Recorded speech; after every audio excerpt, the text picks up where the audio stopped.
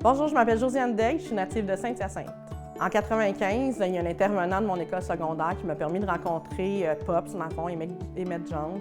J'ai pu passer une nuit avec lui, puis dans le cadre de cette nuit-là, ça m'a permis de voir le premier travailleur de rue de ma vie. Ça a mis des mots sur les actions que je voulais poser pour le futur. Puis de fil en aiguille, de circonstance en circonstance, je me suis retrouvée au CIJM en 1999 comme travailleuse de rue. Aujourd'hui, 2022, je suis rendue directrice depuis une quinzaine d'années.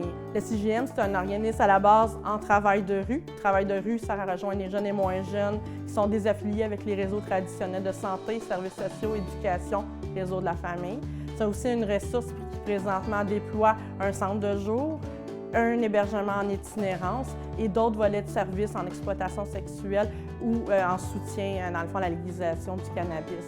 Au fil des années, je me suis impliquée dans plusieurs tables de concertation, regroupements, dans les conseils d'administration de structures.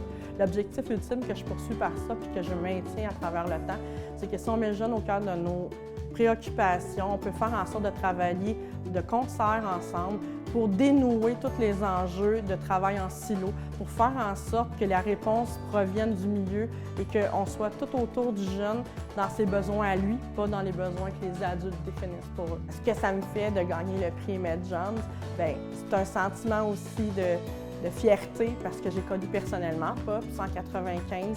C'était un être rempli d'une dévotion face aux jeunes qui avait toujours dans la tête qu'un jeune avait des pistes de solutions, qu'il avait du potentiel.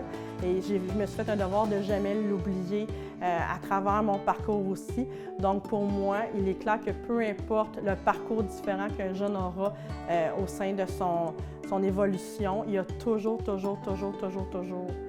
un potentiel qu'on peut mettre de l'avant chez ce jeune-là. Donc, il va falloir qu'on mette en place des réponses qui partent de la base, donc du jeune, et non pas réfléchies par l'adulte. Fait que ça va être vraiment d'être à l'écoute d'eux, puis de leurs besoins, puis de leur façon de vouloir traiter leurs problématiques ou leurs enjeux de vie. De travailler de concert dans des concertations, puis d'amener mes partenaires, autant que moi-même, à être au cœur de la consultation des jeunes, de mettre en place un espace où ils peuvent s'exprimer, nommer, puis qu'on vraiment réalise leurs besoins, non pas nos volontés personnelles.